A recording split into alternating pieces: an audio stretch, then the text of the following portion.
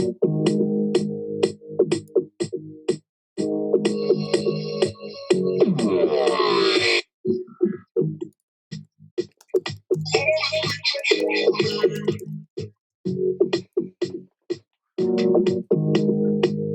evening, folks. Good evening, folks. I feel like I need to give like a complimentary, like a 1 minute thing, because this is a bit weird, isn't it? I hope you're liking the sounds. I hope you got your drink in your hand or something, even if it's like an orange juice to maybe sound a little harder. So just the pure water. Do you know what I mean? I hope you're just enjoying it and you're vibing. We've got some, and outside of all of that, we've got some amazing poetry to be going through to entertain you this evening. Welcome to Apples and Snakes at Home. The complimentary head nods, the vibes. I hope you're vibing like I'm vibing. I hope you're vibing like I am vibing. It's pretty weird just doing this, and I feel like it's just me just doing it to myself. But we're doing it together. This is like a wholesome venture. Do you know what I mean? I'm going to stop this right now. I had to have some music to kind of kick into gear, because it's like this is drill dance, but not drill dance. You know, for those that frequent the open mic circuit a fair bit in London, I host an amazing night. It's run by Apples and Snakes called Drill Dance, but it's not drill dance. But I know that if Den was like here, he would be doing what I'm doing, like playing the tunes and the sound effects and everything else like that. So I'm taking in the spirit of Den and the spirit of the good folks at Rich Mix, where we normally would run Drill Dance. And we are here. We're 100% here at Apples and Snakes at Home, and we're doing this virtual. So I've got a bunch of things to kind of talk to you about. I'm surrounded by technology. Everything's going to run smooth because we want it to run smooth, and we're just going to have an amazing time. We have 2 amazing features for you tonight, and a vibe. Sick. A bit about Apples and Snakes at Home. So it's taking place once a month, and my role here is just this is my role, particularly in terms of London. I am like facilitating this part. I hope you kind of backtracked and looked at the other Apples and Snakes at Home events as well, and really are geared up and following just the journey of how we've been traveling in light of COVID and everything. So what we're doing now, a bit about Apples and Snakes. We've been running for over 35 years, creating communities across England. And as we've now moved online because of the COVID crisis, this is part of the live events that we are running. And look forward to more Apples and Snakes events happening. Subscribe to our YouTube channel, and it is at Apples and Snakes on social media, on Twitter, on Instagram, if you want to find out a bit more about. I hope you're keeping well. I hope your families are safe. I hope your friends are safe and those close. And in light of whatever ways the government is trying to kind of talk about stuff right now, I hope we're taking the best precautions to ensure our own safety, you know?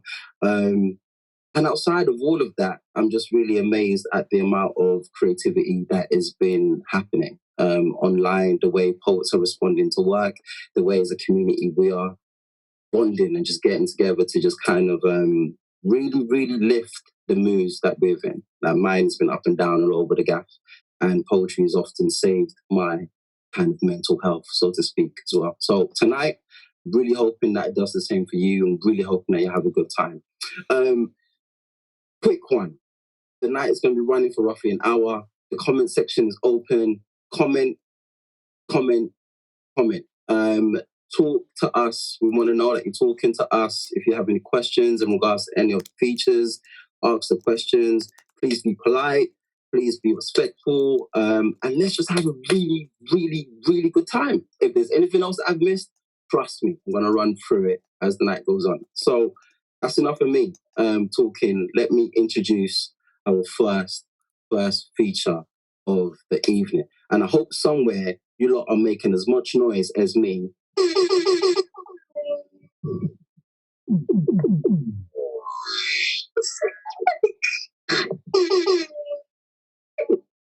I hope you're making as much noise as that as I introduce our first feature. So I've got this amazing bio in front of me, so I'm going to read through it because I just don't want to mess up in any way, and I feel like it's just what our features tonight deserve. So here we go. Teresa Lola. everything. Teresa Lola. A bit more about Teresa. She's a British Nigerian poet and facilitator, and is the current Young People's Laureate for London. She was the joint winner of the 2018 Brunel International African Poetry Prize. I feel like I could do this all day, right? In 2018, she was commissioned by the Mayor of London's office to write a poem for the unveiling of Millicent Fawcett's statue in Parliament Square. Her debut collection, In Search of Equilibrium, on Nine Arches Press, was released in February 2019. Folks, this is how we're going to do, yeah? Join me in the slow to the high clap, and then we're going to do it air home and everything. I just need participation. I hope that you're taking part with me as well. So we're going to just go like this. Don't mess up with the rhythm. Should I count you in? I think I should count you in. So it's going to be a 1, 2, 3, and then we're going to go for it, yeah? All right, cool. So, 1, 3. You weren't listening. See?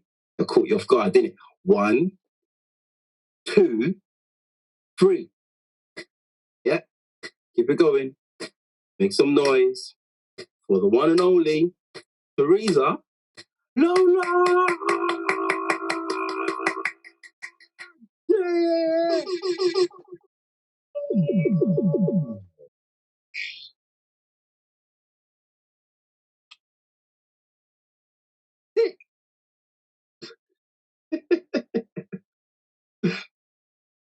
Hello. Hey. Hello, how are you? I am fine. How are you? I'm good. I'm chilling. Yeah. Listen, T, I've gone through all them air horns and you just hit me with some hello. Mate, if you're not doing backflips by now, we're gonna have a fight. We're gonna do something's gonna be we're just good. Listen, it's almost like you are my virtual correspondent, because another week and we are having a discussion online about poetry, and this time it's in the shape of an event. I'm excited. I'm very excited. I'm very, very, very excited. But this time around is me introducing you and your fantabulous work and all these different sounds. Oh, look. I'm loving the sounds there. I'm loving that you're loving the sound. So I've been talking for way too much. Please. Let's get into some poems and let's talk about some poems. But yeah, over to you. Yeah, my favorite thing to do is to write and share poems. I'm looking forward to reading some poems today. So the first poem I'm going to read, I was thinking about when the whole COVID crisis started, and I started seeing music benefit concerts. And I was thinking about how musicians almost become commentators, cultural commentators. And I was thinking particularly about the musicians that we grew up listening to and how nostalgia becomes like some sort of safe space. And we're like looking out to make sure that those musicians that we grew up with are still okay, because they represent a part of us growing up. They represent like this innocence that we don't want to lose. And so this first poem, I wrote it before all of this happened, but it just ended up fitting really. It's called Where is Jerwood to Make Sense of the Apocalypse? These days, buildings bruise like bodies and bodies break like brittle branches. The world has threatened to end so many times. I have become indifferent to destruction. The Bible on my mother's bedside table pinches my arm, begs me to be prepared for rapture, claims heaven's gate has strict bounces. By the next morning, I am immersed in a WhatsApp group chat with Stacy and Stella about hashtags and hashouts. We debate which song transports our body to the womb of another world. On the day the earth decides to become sand again and shovels begin growing in place of trees, I want my small world to remain intact. I want to practice denial without disturbance. Is that too much to ask? I know every beginning has to have an ending. I watched the end of my grandfather, who was once a child, was once a beginning. Each time news of an apocalypse resurfaces, I want recycled statements from celebrities calling it absurd, sending their thoughts and prayers to the shaken, offering their empty mansions as hideouts, as handmade heavens. How I wish, like them, I can pretend I'm not a part of this, but my ego is not a strong enough lamppost to tie my body to and stop a fire from sweeping me off my bones. I close my Bible after another attempt at understanding. In all this, I wonder, where is Ja Rule to make sense of the apocalypse? Men like him seem to have been alive for infinity. He was the soundtrack to our after school parties when I was small, before I knew the word apocalypse or could contain its barbed wire syllables in my mouth. I've never seen fear leak from his mouth. He released an album in 2012 as if Unbothered the world was predicted to end that year. Today, I will pull the speakers closer, drown into music and ignore the world quailing in the arms of a clock. I play the albums Pain in Love and The Last Temptation, and my body feels like a cassette tape winding the tangled knot in my stomach back into childhood. What is nostalgia if not a fireproof chamber? Ja Rule should have a joint concert with Ashanti, so I can be locked away, unable to hear the world collapsing like an expired star. Always on time, plays, and I don't peek at my watch. I will sneak in a prayer between each song, just in case the world collapses and I need to be remembered by another God.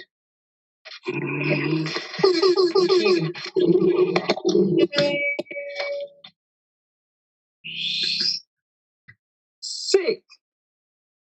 Sick. Yo, listen, imagine the apocalypse. Apocalypse. People are talking about the apocalypse. And Ja Rule's coming in with what's love. No, I mean, you know, you have to find the connection somewhere. That's what poets do. And Ja Rule's coming in. Oh my God. It's almost something around the chaos and something around the entry point and how you meet that chaos, right? Like it's your book. I feel like your book is dealing with grief. Your book is dealing with grief, but in that you're still referencing folks like Ja Rule, Fat Joe. You're still going through all these different points that doesn't necessarily just sit necessarily in the grief. And who's to say that grief just is it's a linear thing, right? Like grief is just this kind of sadness, but grief also meanders into this form of like happiness and smiles and all these different things. So you're processing writing the book. What was that like in terms of actually processing grief? Do you mind just talking on that a bit, please? Yeah, I wanted to make grief a concrete thing. I didn't want it to be just this abstract thing that I was writing about. I wanted to connect it to things that I've used as, or not just me, but people use as coping mechanisms in life, whether it's music or relationships or poetry or art. Whatever it is, we all, I mean, in the midst of grief, in the midst of pain, we still, you know, have ways that we cope with these things because life goes on. And so I wanted to find a way to write about hope in the midst of grief. And the way I could do that was by connecting it to the things that we used to cope in the midst of grief. And that includes music and the idea of like using hip hop in that sense rather than, you know, a genre like soul or R&B, I just thought would be very interesting because of that spirit that hip hop carries, where you just feel like you're on top of the world, you know, in that genre. I thought it was interesting to use that in place when writing about grief. Nice. Thank you. Second poem, please. Yeah, don't let me stop you. Let's carry on. Let's go. Yeah. So in talking about hope, I wrote this poem in response to John Constable's painting, which is titled Salisbury Cathedral. And it was at the Tate. And one of the things I love so much about it is that the painting is very dull, like it's all grey and dark colours. But if you look closer, there is just this random rainbow in the background. And it's very hard to see unless you look closer. And I just found that, quite interesting. And so, and it's an oil painting as well. So it has this really, really thick texture. And so that inspired this poem, and it's quite old. I can confirm the rainbow has a texture. Remember the 7-colored banner the sun pinned to the sky after the storm that swarmed you/this city. How the rainbow stayed long enough like a stubborn flag, forcing you to consider yourself a citizen of light. How the rainbow was so large that no matter where you stood or tried to run away to, you still saw it waiting for you like a mother after a night out.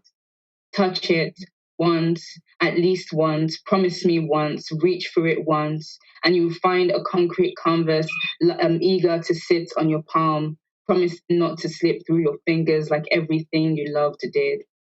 Remember that even when the body is a spilling bag of teardrop, the sun's light will still pierce the rainbow out of us. We'll display the banner of hope on the sun's flag.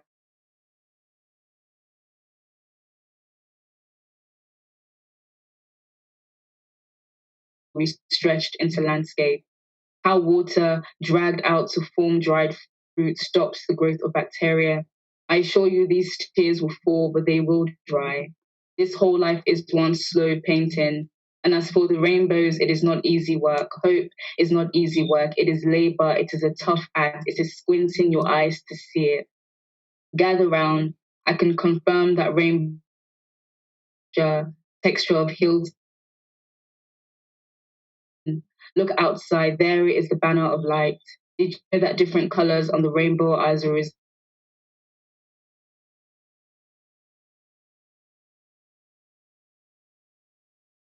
or eventually of light?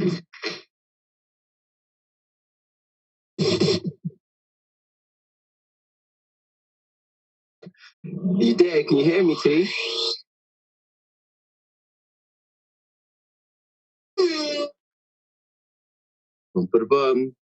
T, can you hear me?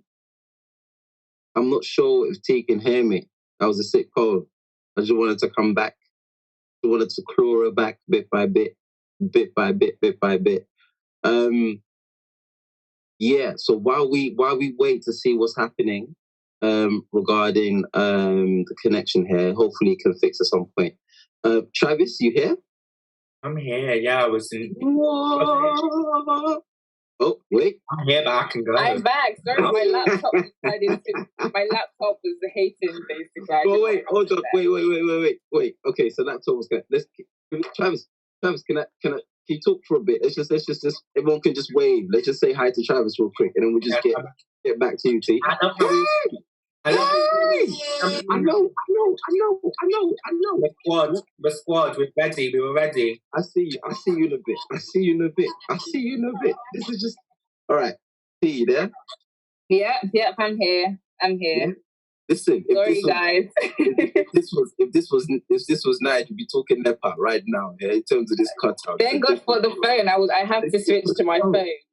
All right, welcome in the phone. All right, cool. This is the thing with Zoom, right? There's always that moment where you're just like, oh my God, any kind of live streaming, you're thinking, what if this happens? What if that happens? Best thing to do, to maintain composure. And I think you've done that just fine. Thank you for that poem. I've done all the sounds and everything with sound effects. Got a quick question from you here from Kat, right? Yeah. So your exploration of your grandfather's Alzheimer's helped me to deal with my grandmother's experience of the illness. Wow. Can I ask, how did you find the courage to explore such a painful topic? So that's from Kat. Courage is, it's a funny word. I think I'd gotten to a point where I'd healed enough to be able to write about it. And I knew how much it would mean to my mum, my grandmother. And I also was looking at it from a place of documenting his existence. And that for me meant a lot to be able to document him, document my family. And so the idea of writing ourselves into history was important. And in terms of finding the courage, I mean, there are so many questions I wanted to ask outside of grief or within grief that I felt like, well, a poem is about discovery, you know, and so there are so many questions I wanted to ask about life, about death, about grief, and I found the courage to write about it because there were so many questions that were urgent to ask, and I knew that I had to write it, otherwise it would just keep bothering me.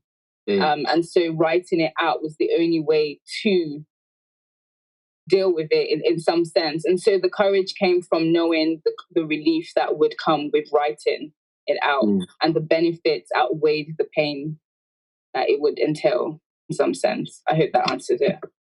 The benefits outweigh the pain. Yeah. I hope folks that are, if we have writers that have joined us, I hope you're scribing, taking down some notes as well, and what have you. Before you get to your next poem, titles. How do you come up with titles like that? Like, this might be something that writers might struggle with as well, because how do you work out a title? I'm going to ask Travis the same question. But when it comes to titles of your work, is that an easy process, or is it something that you fight hard with sometimes? Oh, I think it differs. There are some poems that you actually have the title first and then you write into the title. And then some poems where you write the poem first and it's very difficult to decide a title. I think of a title as a part of the poem. It's not separate from the poem, it's a part of it. Because usually it's the first thing that the poet, that the reader will see. It's the introduction to the poem. And so I think of how much I want, it's the context through which the reader reads the poem. So I think about how much I want to give away, and the context through which I want the reader to read the poem. And that helps with thinking of a title. So the Ja Rule poem, for example, I chose to put Ja Rule and Apocalypse in the title. And then you have to think about what that does to the way the reader reads the poem. And the last poem, The Rainbow Has a Texture, including that word texture there, I wanted the reader to think about, you know, because I was writing about water and writing about oil and thinking about thickness. So I think it's thinking about the context through which you intend to write the poem and the context through which you want the reader to read it. That's helped me anyways, but it's not, there's no one set way to do it. There isn't, and it's something that fascinates me in terms of how writers come up with their titles, because it's something that I struggle with from time to time. But I'm always gassed when I get the title. I know. Yeah, that's the kind of title I want for this piece of work right now. More poems. Let's rock and roll. Oh, okay. So this poem is inspired by Missy Elliott. What? So, yeah. So I used to host an event with Inua Ellams called Rap Party, and it's just about, you know, celebration of music, and this particular event was in celebration of Missy Elliott, and so I wrote a poem in response to that. But I was thinking about what it means to take risks as an artist. And so I really wanted to celebrate that in response to Missy, whose music videos till now or in 100 years' time will always be timeless and will always feel ahead of their time. And I was thinking about how I can create work that is that way. I'm like what it means to create like timeless work. Like that bin bag, I'm still trying to fit myself in to know how I can. It's a bin bag, but it's just, I don't know what it is, but yeah, So it's just seeing artists like her, it's just so inspirational, not just to musicians, but to painters, to poets, to dancers, what it means to create timeless work. And so this is titled A Guide According to Missy Elliott, which can also be read as an ode poem to her. Whichever way. Missy's head curls towards you like a lasso, like a snake. By you, I mean the viewer. Viewer, something inside you must curl too, like a lasso. If not your head, then your heart. Missy is a planet rocker, showstopper, flow proper, head knocker. Knock her and she'll answer. She, a door made of dust, a show woman, a roaring rock, a planet we enter into and never want to leave. Missy is more than a costume, more than a bin bag to dance around in. Missy is an adjective, an attitude, an answer is where I am closer to each time a song pulls me in with the hook of my question mark. I dance around to Missy's music, and my skin becomes my bravest costume for a moment. Missy has a Rolls Royce, Lamborghini, blue Medina, always beaming while bending bricks with lyrics. My role here is to tell you that historically, language is a chunk of lamb that chokes, to learn to chew it properly. Missy makes the music lose control, not the other way round. The other way round this is to say music doesn't make Missy lose control, it's the other way round. Missy calls herself a Halle Berry poster. Bear in mind, the joke is not for your pleasure, not for you to roast her. This is the power of the joke. The joke has claws, is curled like a chicken's, and will tear off your laughing face like it's a flimsy poster, crush you soft like berries. Missy records her life on a fisheye lens, and we watch every curve and bend of this woman. Missy will only curve and bend for Missy. Missy will only curve and bend on her own terms. I want to only curve and bend on my own terms. Yeah. Right. So do I. I want to curve and bend on my own terms. Right. It's been awesome. I would like to invite Travis in real quick, right? And that's a nice segue into Travis. But I also have a question as well that I think I don't know if Travis might have a question for you also. My question is pertaining you being the laureate for London and what that process has been like for you. For folks that don't know, like you, the laureate for London, big up, spread the word, and yeah, what are your learnings, 2 learnings from that so far in terms of being a poet laureate for London? Like how, yeah, and that's me. So then enter Travis, and Travis might have a question for you. I don't know. We'll see what goes from there. But yeah, go on. Two things I've learned so far. Yeah, just 2 learnings about yourself. Either one can be in regards to you yourself personally and your growth, and the other can be regarding the role itself. Does that make sense? Like I don't. So one thing that you've learned personally, and one thing that you've learned in the role, working within an institution, and such a body of like different people, you know. But yeah, go for it. In terms of one thing I've learned about myself, I mean, this role, you can ask anyone who's had this role before, it really stretches you in a good way. You write about so many things, you comment on so many things, because, you know, young people in London or young people in general are not homogeneous. Like, they go through so many things and have so many different experiences and are different in so many ways. And so as a laureate, you're responding to so many different things. And so it really stretches your writing. It stretches the topics that you write about, the things that you're exposed to. And so it really expands your lens as a writer, expands the perspectives that you write from. And so personally, it's really opened my eyes as a writer, and it's really fed into my writing. And so I found that growth in that way. In terms of generally, what's the question? Generally, like what I've learned about young people, you mean? Just like professional, in a way, it's almost as if this is like a professional role that you've taken on. Yeah. But professionally, how is that kind of like? How was that? Have you what presenting yourself, and what have you learned professionally in being in this role for the stint of time? I mean, one great thing about the role is that I get flexible. Well, every laureate gets flexibility on what direction they want the role to go, and that's what makes the role so great. Is because you get to be the laureate in your own unique way. And you know what I've really learned professionally is that being a writer, it's really about 60% innovation. You really have to know what you want to do and what you want to get out of the role. So it's not just about being laureate. You have to know what you want to get out of it. You have to have ideas of how you want to engage with not just yourself, but how you want to engage with other writers. So I really loved, I got to do some residencies. I just finished one at Bethlehem Museum of the Mind, which is a museum solely dedicated to mental health. And I got to do one at St. Paul's Cathedral. as well. So it's been, professionally, I've learned so much about what it means to understand your career and what you want to do, because that's so important. You can't just be an artist and just create work. You have to know what direction you want your work to go in and what purpose you want it to serve.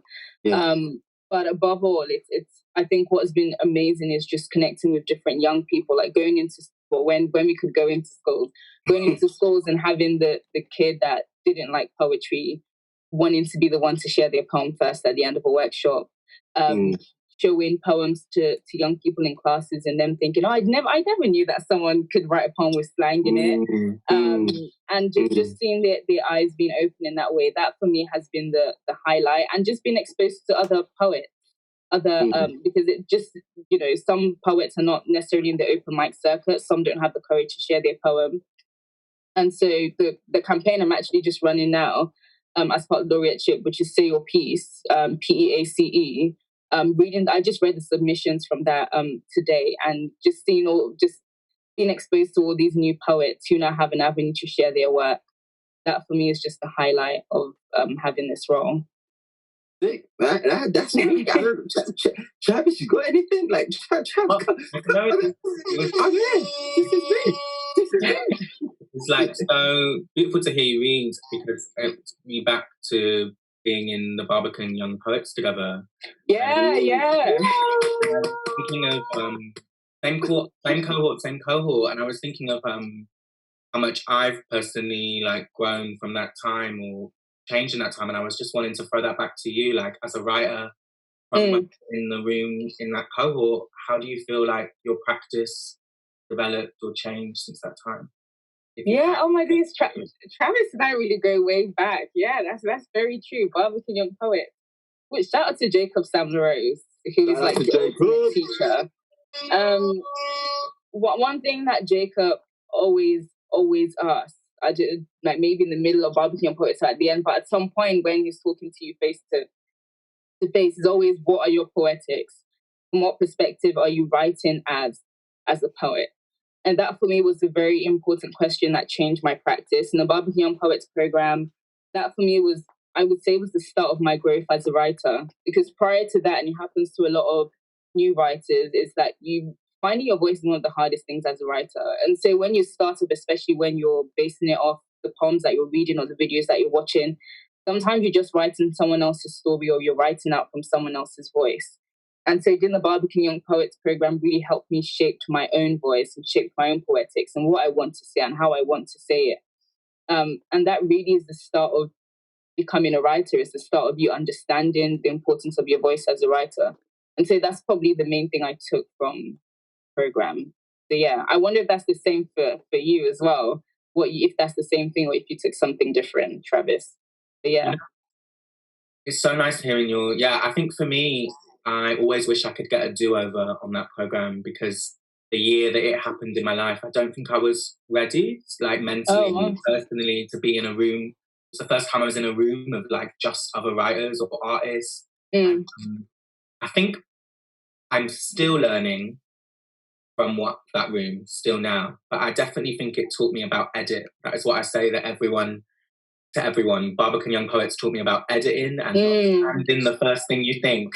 Yeah.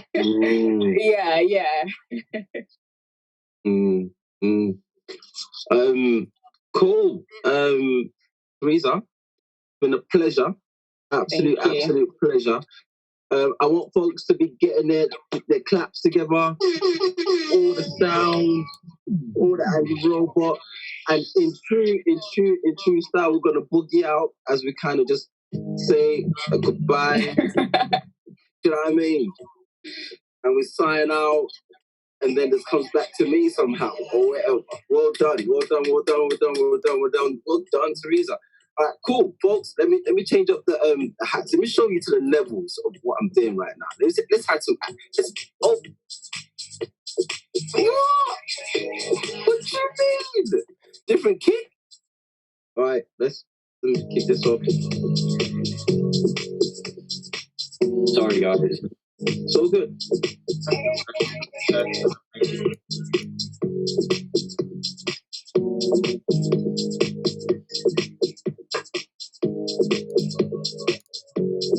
Teresa, you're feeling it, huh? So your head bopping. I appreciate your head bopping.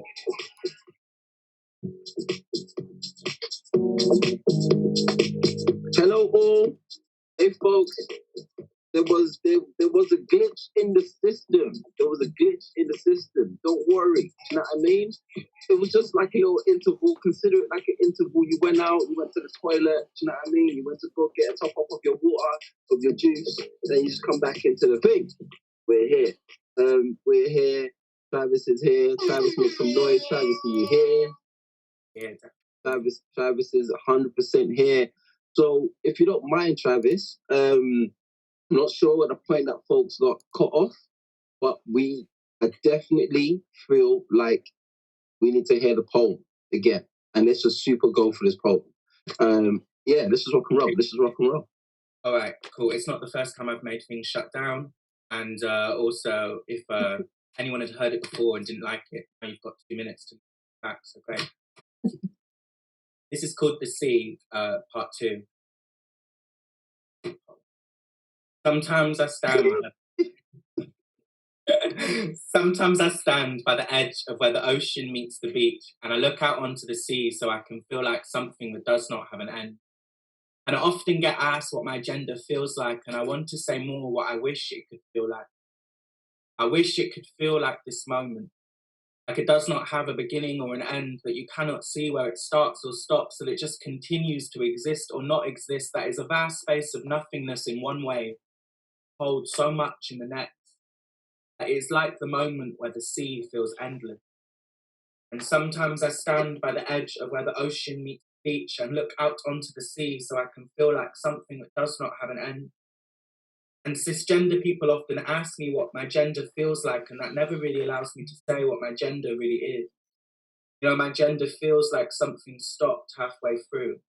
Like a badly formatted tape to CD conversion, missing full potential, the second character on a video game without levels, no up or down. It feels like an unfinished, like a body of water, potential to do so much, yet eventually bottled.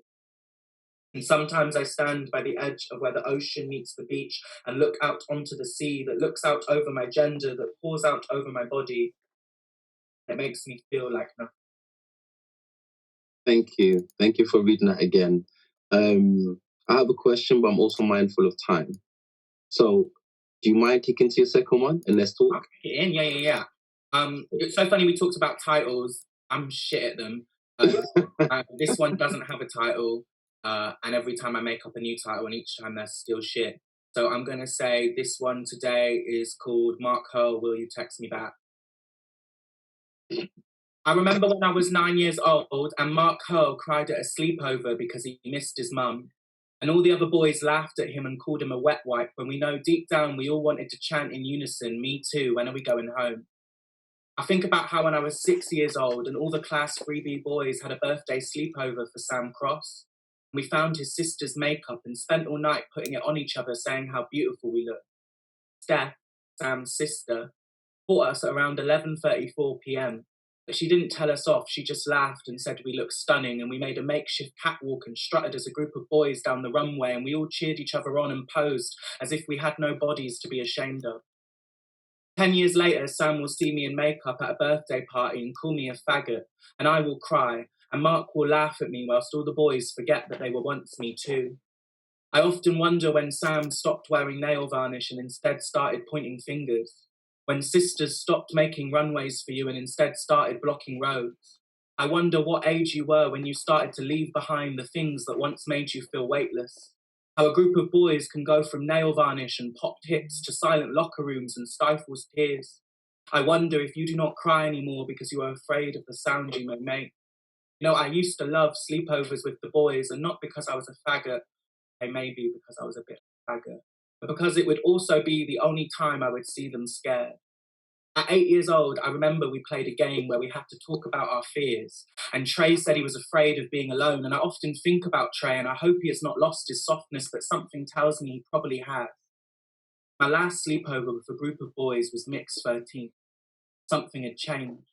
We were no longer talking, just staring at screens of guns or tits or comparing our sticks. Silence as we try and figure out who is really real. As we convince ourselves we are really real, we sit in circles jerking make-believe stories of manhood we've heard from someone else's father because none of ours are still here.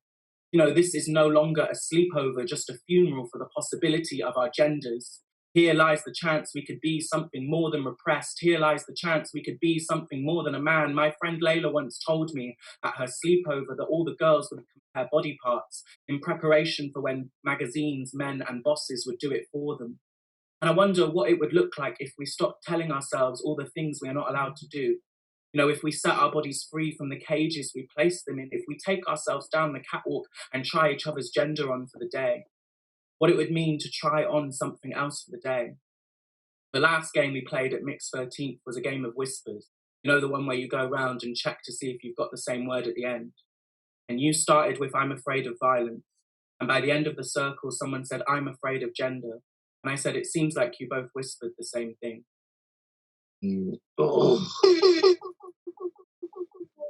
Thank you. Awesome poem. I can see that on stage. I see that as part of the beginning parts of a lengthier play, and it sounds effortless as you are reading. In the same way, I'm thinking, oh my God, can I write that? I probably could write with the same finesse. I could probably do the same. I could do that. But what it requires is a skill. It's an absolute skill to write the way that you're writing. Your transition to theatre, if you could summarize it for me, please, in like 3 minutes for the most part, in terms of before we get to a final poem. Yeah. What was that transition like in the writing transition to a lengthier piece? And for folks that are looking to transition into theatre, that might be watching this now, listening to this, what helped you in that journey, that process to write a lengthier work? Yeah, I would say it's like a lot of transitions in my life, a lot of like the transition I'm on with my gender, it had a lot of people saying no and trying to stop it from happening and saying that's good enough. I think what it taught me, and I think what it taught me about writing is that in theatre, it's about, let's do it with a burger, right? You need lots of ingredients and you can't just throw it out there and be ready to eat. It's got to let it cool. And so for me, I was learning in my writing how if every single thing is, and you're not going to be able to last that out for an hour. I took stand-up lessons and comedy lessons and comedy writing lessons because Burgerz, I wanted to be a comedy. If people have seen it, there's a lot of humour in the liveness of it. And that for me was about trying to make something feel like a song. You know, you can't have the beat come like this hard straight away. Well, you can, but if that lasts for 4 minutes, then you're going to want to turn it off. You want to build to the drop. And I think that was the thing I learned that maybe I wasn't doing before in my poems or my writing, is I wasn't learning how to take people to a climax as much. Yeah. I learned about, Mum, if you're watching this, I'm sorry, I learned about the climax, which was like an Jesus. But yeah, I learned about the climax. But yeah, cool. Thank you. Let's more poems. Let's get some more poems. Cool. Have I got time for one or two? One more, right? Let's go for one more. Let's see how I'm gonna email management and we'll see where we're gonna go. Let's go with one more. This is called Isolation Tests, and I wanted to read something out that I haven't really. I was talking about edit with BYP, but I haven't edited, so it's 2 isolation tests, just short together. One's called number 31. One's called number 42.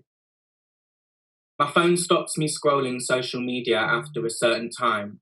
Now I'm sat here comparing how my breakdown looks to you. Later I will comment, how do you manage to look this good whilst losing your mind?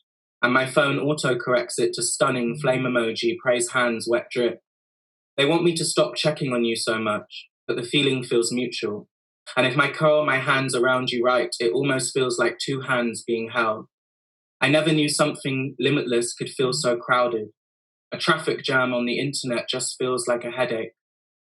I've left my stubble grow out 4 days deep now, to test who the cuts and bumps and irritation was for, to see if I can fuck gender hard enough to hold a shadow to the mirror, to see if I can follow my own Instagram caption for once. It turns out it was probably for both me and you, or that me and you are another binary that does not make sense anymore. That if you are fucked by something long enough, eventually it will stay inside of you.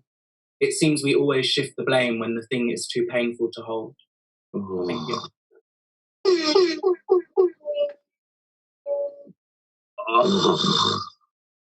you. Do you... your endings are live! Oh my God! Wait, is that like... are you super conscious? Are you super conscious of this is how this poem's going to end? And it's going to leave you or it's going to leave you with a feeling, either the entry point or the way you leave. You're definitely going to remember this by the time I'm done. If I walk off that stage, let this be on your mind. Like, is this a conscious thing for you? So when I make work, in the same with Burgerz, if anyone saw Burgerz, the ending is wild. I always think of the ending first. And it's the same with poems. I always think of the last two lines first. And it helps me figure out what I'm trying to write about. So for me, the ending is always the clearest. Because I don't really write, it sounds, what I'm trying to learn is how to write for other people. But I actually write, it was interesting when we cut off, we had a conversation just between us about like what it means to write over the same subject and how it's hard to change from that. And I think actually what I missed out of my answer is like, I write what I'm obsessed with and what I need to figure out. And I think now the reason I can see so much of my canon of work is about gender in this thing is because it's something that is every day I wake up in. And the ending is what I'm trying to figure out. And the ending is the word, and then I work backwards. Awesome. Awesome. I don't know if you have one super short one to read, one last one, just to round up. I know that's under pressure. It might be under pressure. I don't know. But as you think of that short one, so folks, management, imagine the rave is just done. Like the rave is lock off. Everybody go to your homes. But the management are like, yo, you can have an additional 5 minutes if you want.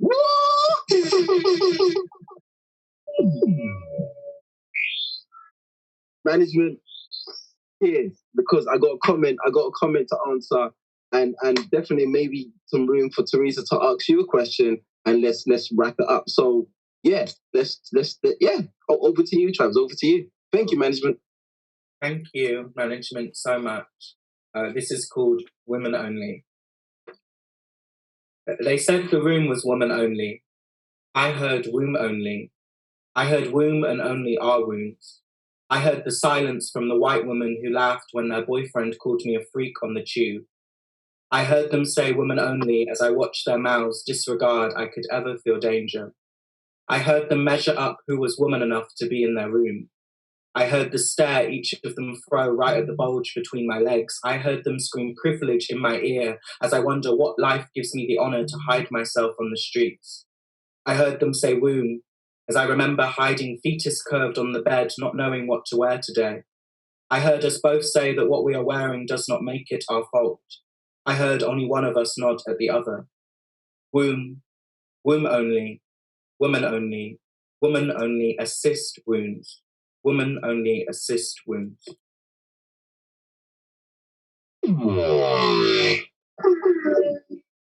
Thank you very, very, very much. Teresa, you there? Yes, I am. Do you have anything, like in the same way that Travis asked you a question, do you have a question particularly for Travis in anything? Yeah, I mean, first off, Travis is just an incredible writer. I was just... Yeah. I think what I would ask is, what kind of safety does or can poetry provide you as a writer that often writes about the things and situations where you felt the most unsafe? Do you have another outlet, or how do you manage to find that balance of feeling safe but also having to write things that make you feel unsafe? Yeah, I think for me, what is, someone that is medically and in all ways crazy, something that I find really helpful is telling myself that something happened, because sometimes I lose grasp on that. And so actually when I read, it's often a safety to be like this experience and happen. But also for me, you know, the internet used to be a place where I find lots of comfort. And since it becoming someone that maybe has some following on the internet, it's horrible. I actually have a secret food blog where I post all of the food that I eat on tour, and it's locked. And only That's amazing. Yeah, only 6 people follow it.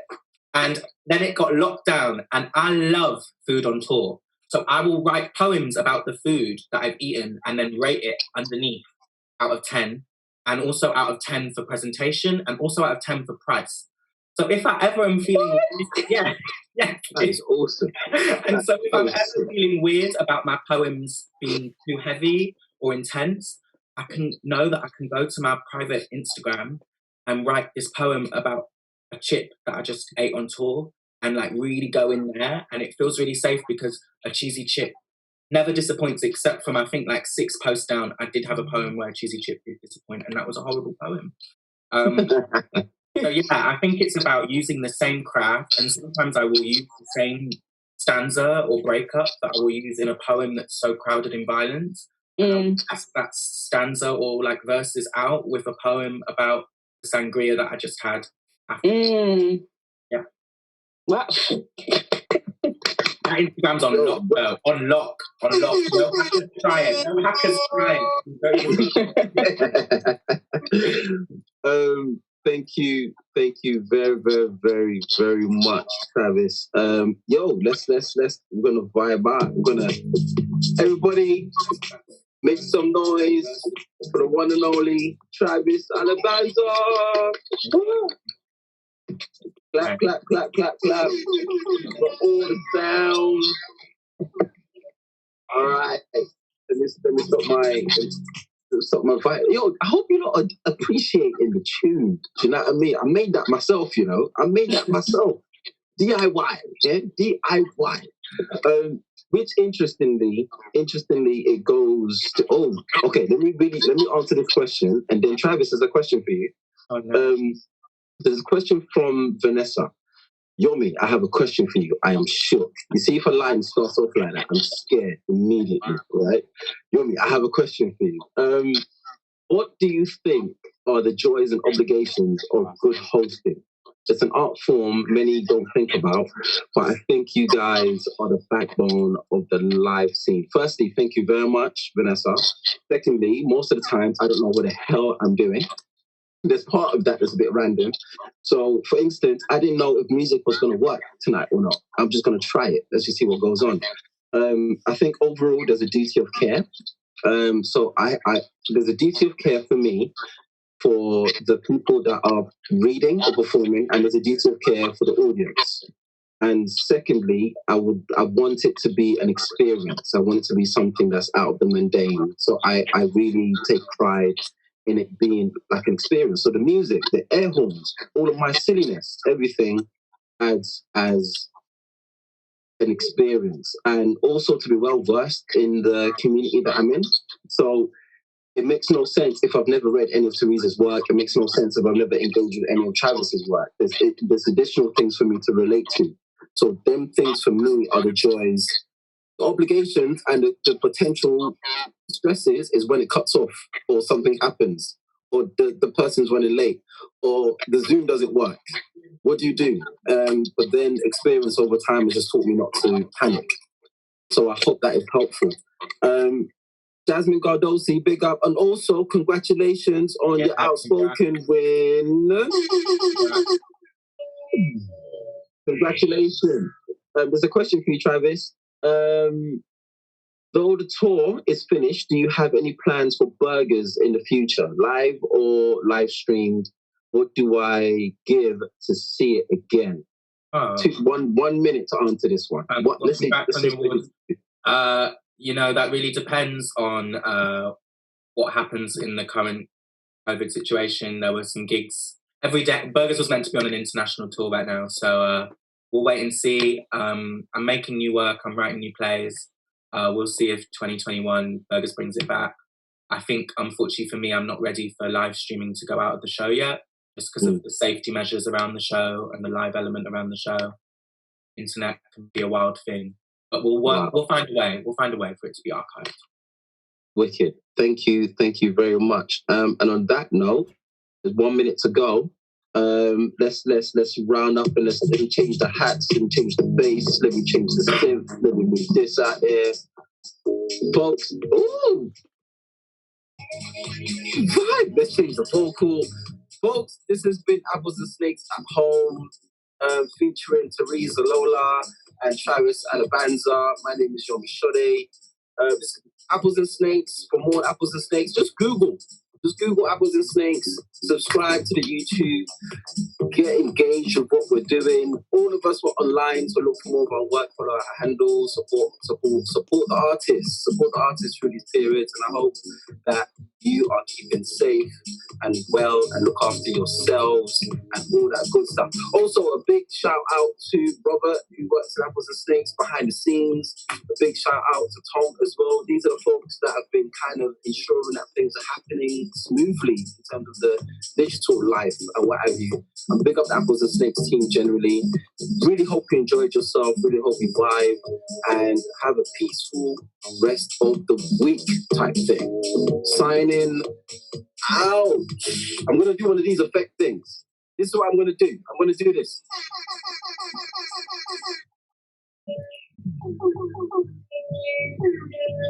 Bye.